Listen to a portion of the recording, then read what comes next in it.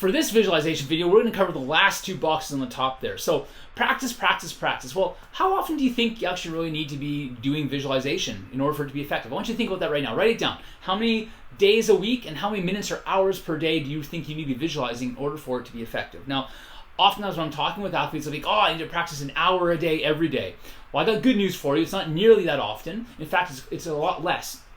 When you're visualizing, if you only visualize about 3 to 5 times a week, 5 to 10 minutes per session is all we really need to have in order for us to be successful. So from a visualization standpoint, a minimum of 15 minutes a week, and you're going to have some tremendous transfer into your actual sporting activities, and we're going to see some positive gains from our visualization. For some athletes, when they've incorporated visualization into their, say, like their strength training programs, for example, research has shown as much as a 10% increase just by imagining what they're doing. Imagine if you could increase your strength by 10%, your speed by 10%, and all you had to do is close your eyes and imagine what you're going to do beforehand. That'd be pretty powerful. Well, that is the power of visualization. So we want to make sure that we're practicing on a regular basis. Frequency is more important than duration, so I'd rather you practice a little bit every day than to practice a whole bunch in one day. So frequency, more important than duration. We're aiming for about 15 minutes a week, broken that down into 3 to 5 segments per week if you could.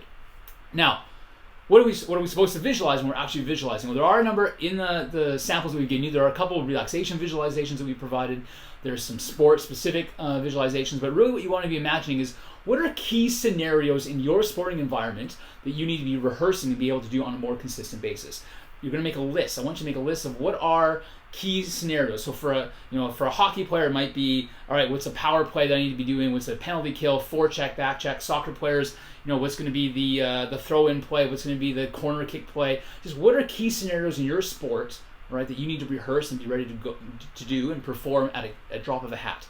These are the scenarios you want to be visualizing on a more regular basis. Now, when we visualize, because of what's happening in our brain, the neurological pathways that we're trying to utilize, we always want to visualize success. All right, so that last box, visualize great performances as well as overcoming obstacles. What we mean by that is visualize being successful, winning, scoring a hat trick, winning the game 10-0, whatever the case may be, having the best performance of your life. But we also need to deal with obstacles. Sometimes we're going to be down a goal, sometimes we're going to have made a mistake.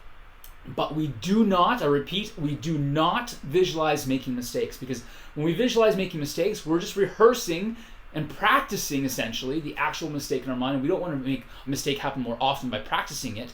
So we want to visualize overcoming the mistake. So if you let in a goal, if you're a goalie, you let in a bad goal, well, you're going to visualize pulling the puck out of the net, not the actual puck going in the net. You're going to pull the puck out of the net and visualize resetting your mind after that bad goal. If you got stripped of the ball or the puck as a fielder or a skater, you're going to visualize getting the puck back and going and scoring a goal rather than just, oh, I lost the puck and going off your shift. So always visualize success. Don't visualize failures or mistakes.